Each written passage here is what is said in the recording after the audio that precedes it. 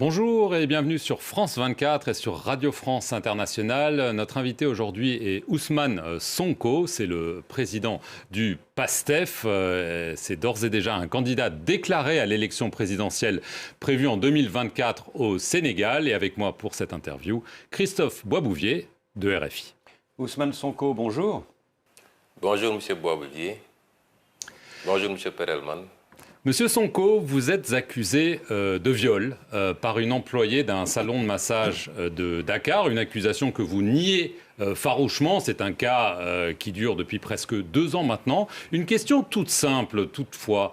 Pourquoi est-ce que dans cette procédure, vous avez refusé un prélèvement d'ADN? Parce qu'après tout, ça aurait pu clarifier les choses une fois pour toutes. D'abord, on n'est pas en face d'un dossier judiciaire, on est en face d'un complot d'État.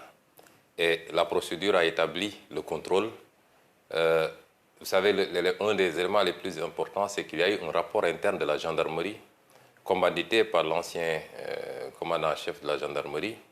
Et ce rapport a établi qu'il y a eu un complot d'État qui a commencé avec des proches du président de la République, Macky Sall, et qui s'est poursuivi jusqu'au président lui-même.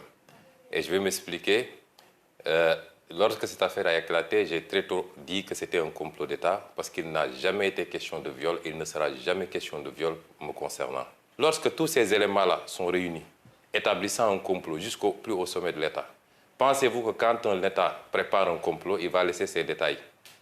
Au nom de quoi je me soumettrai à un test ADN sur une procédure dont celui qui avait demandé des prélèvements est lui-même impliqué dans le complot, c'est-à-dire le procureur de la République, et qu'il a été capable, fait extrêmement gravissime, de modifier un rapport d'enquête d'un gendarme à la base pour pouvoir m'incriminer.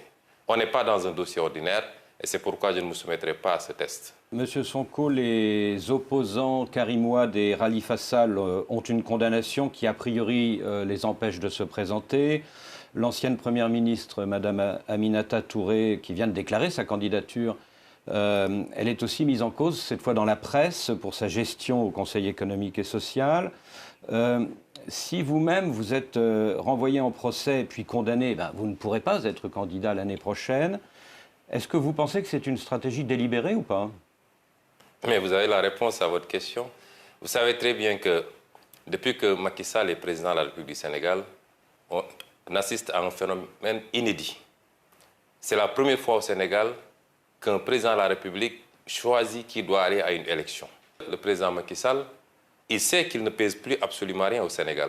Il est passé de 65% de score en 2012 lorsqu'il est arrivé au pouvoir à 46% lors des dernières élections législatives, c'est-à-dire qu'il est minoritaire et minorisé dans ce pays. Il sait que tous les Sénégalais lui ont tourné le dos à cause de sa gouvernance calamiteuse. Mais aujourd'hui, sa stratégie, c'est de communiquer sur l'international, de se présenter comme le seul capable de diriger le Sénégal, de gérer les intérêts internationaux, d'assurer une stabilité du Sénégal dans un contexte sous-régional et régional extrêmement perturbé. Et ce discours semble passer. Parce que, pour ce faire, il instrumentalise un certain nombre de contextes. D'abord, le contexte du terrorisme. Aujourd'hui, Macky Sall présente son opposition au sein de l'Union européenne, au sein de l'Occident, de la communauté internationale, comme une opposition irresponsable, terroriste, une opposition qui veut déstabiliser le pays, une opposition qui serait contre les intérêts des Occidentaux. Le tableau que vous avez dressé est vrai, vous pouvez élargir la liste. Aujourd'hui, Barthélémy Diaz, maire de Dakar, est sous le coup d'une condamnation. Il est à la dernière phase, la cassation. Si la condamnation est définitive, non seulement il ne peut pas candidater, mais ses mandats de maire de Dakar et de député de l'Assemblée nationale sont compromis. Beaucoup d'autres opposants sont aujourd'hui dans ce cas-là. Qui donc va compétir en 2024 contre le candidat de Macky Sall parce que lui n'a pas le droit d'être candidat? Et ça ne relève pas de la démocratie et le peuple sénégalais ne l'acceptera pas. Alors justement, vous venez de soulever un point qui fait débat et qui fera débat, à savoir la question du troisième mandat. Alors Macky Sall n'a pas encore dit s'il comptait briguer ou pas un nouveau mandat. Il estime toutefois qu'en raison de la nouvelle constitution de 2016, il en a le droit parce que les compteurs des mandats présidentiels seront remis à zéro d'après lui. On entend certains de ses proches l'encourager à y aller. Alors d'une part, en a-t-il le droit d'après vous? Et si il y va, qu'est-ce que vous allez faire? On voit que vous demandez des manifestations, des concerts de casseroles. Est-ce que vous seriez peut-être tenté par une stratégie de déstabilisation si jamais il saute le pas? Vous savez, le seul fait que ce débat se pose encore au Sénégal n'honore pas ce pays et n'honore pas le président Macky Sall. N'oubliez pas qu'en 2012, c'est le président Macky Sall qui était à la pointe de la contestation contre la troisième candidature du président Abdoulaye Wade. Au point d'être dans les manifestations à la place de la nation, muni d'un petit matelas et se disant prêt même à y passer les nuits s'il le faut. Pensez-vous que moralement, un homme qui a eu cette position, cette posture et qui a mené ce combat-là, puisse se retrouver 12 ans plus tard dans la même situation où c'est sa place qui a changé, c'est lui aujourd'hui qui veut forcer une troisième candidature. C'est une honte pour le Sénégal, c'est une honte pour l'Afrique que ce genre de débat ne se pose que chez nous. Quand on a gouverné, de la manière dont il a gouverné, avec des scandales à l'appel, impliquant ses proches, ses beaux-frères, ses parents, tous ces gens qu'il a mêlés à sa gouvernance.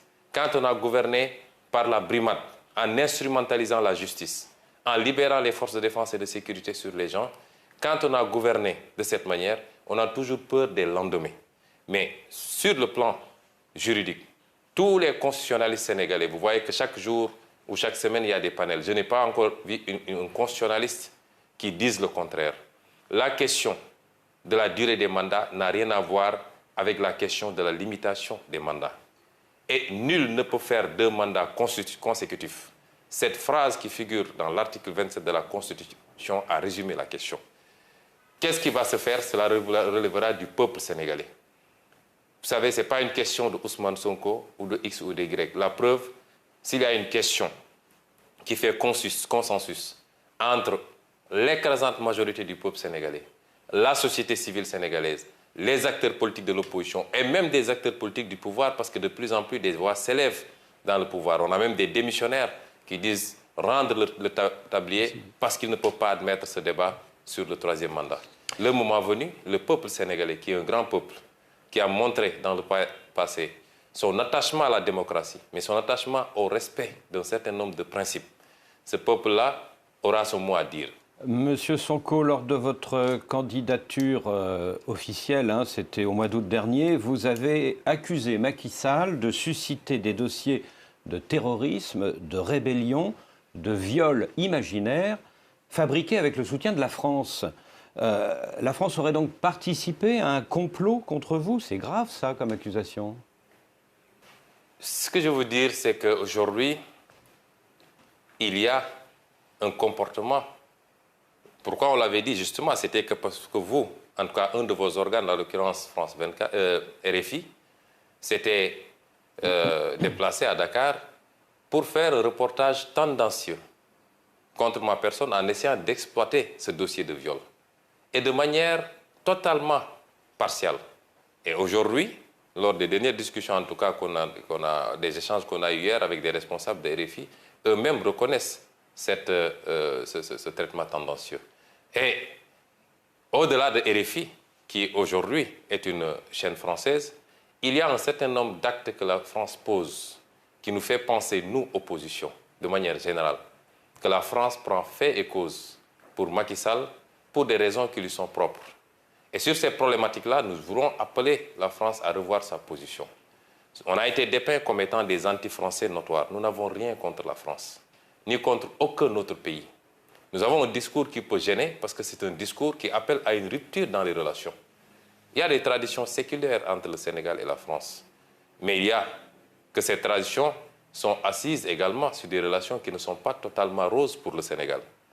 Nous sommes au XXIe siècle. Le monde est en train de changer, je l'ai dit tantôt. La carte géopolitique du monde doit appeler chacun à revoir son attitude. Il ne s'agit plus de placer un président, de lui apporter un total soutien, tant qu'il accepte la coopération telle que vous la voulez ou telle que vous l'entendez. Nos pays aspirent à autre chose et nous voulons continuer des partenariats, mais dans le sens d'un partenariat gagnant-gagnant. Et ça appelle à une révision d'un certain nombre d'axes, au niveau économique surtout, mais également sur beaucoup d'autres plans. Sur le plan international, c'est qu'il y a un fait inédit. Depuis quelque temps, nous nous rendons compte que la communauté internationale établie au Sénégal semble avoir même peur d'entrer en contact avec l'opposition. Et à chaque fois que c'est programmé, que ce soit l'Union européenne ou toutes les autres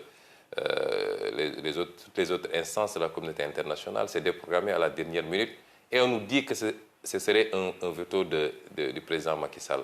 Et nous voulons dire à cette communauté internationale que l'opposition sénégalaise est une opposition responsable, ouverte sur le monde, qui connaît la tradition et l'histoire de la coopération au Sénégal, qui en aucun cas ne peuvent être interrompues.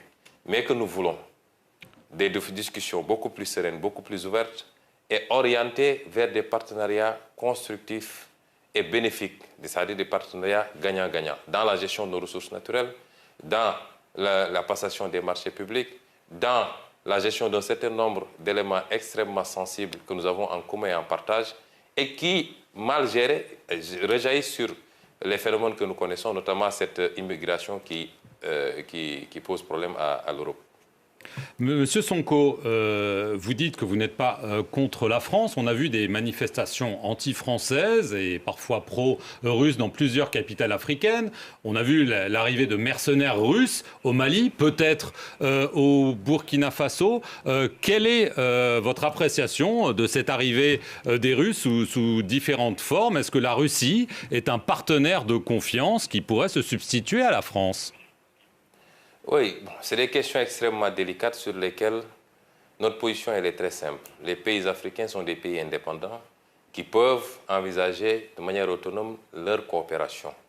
Et aujourd'hui, coopérer avec la France, les États-Unis, la Russie ou la Chine est une option. Mais ce que je voudrais dire à nos amis africains, c'est de faire très attention sur un certain nombre de questions.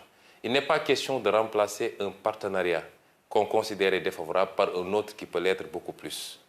Et remplacer un drapeau par un autre ne milite pas en faveur du combat pour la souveraineté des pays africains. Nous devons être très prudents, l'ouverture certes, mais à l'endroit de la Russie également. Ce qui est attendu, ce n'est pas un partenariat de guerre. On n'attend pas que la guerre s'installe dans un pays pour débarquer, mais nous voulons des partenariats beaucoup plus constructifs, beaucoup plus larges, qui englobe toutes les questions de développement qui nous interpellent, en respectant la liberté de chaque pays maintenant à pouvoir choisir librement ses partenaires. Et aujourd'hui, ce qu'on voit souvent dans certains pays africains avec beaucoup d'euphorie, me semble ne pas aller dans ce sens-là, c'est-à-dire on n'est même pas dans cette situation d'assumer une conquête légitime de souveraineté, mais on est dans le remplacement. Et est-ce que ce qu'on remplace est-ce que ce par quoi on remplace vaut mieux que ce qu'on remplace? Je n'en suis pas totalement sûr. Et nous devrions traiter ces questions avec beaucoup plus de sérénité, beaucoup plus d'analyse prospective et non pas de manière émotionnelle comme on a l'habitude de faire ici en Afrique. Merci, M. Ousmane Sonko, de nous avoir accordé cet entretien. Et merci à vous de nous suivre sur nos deux chaînes, France 24 et Radio France Internationale.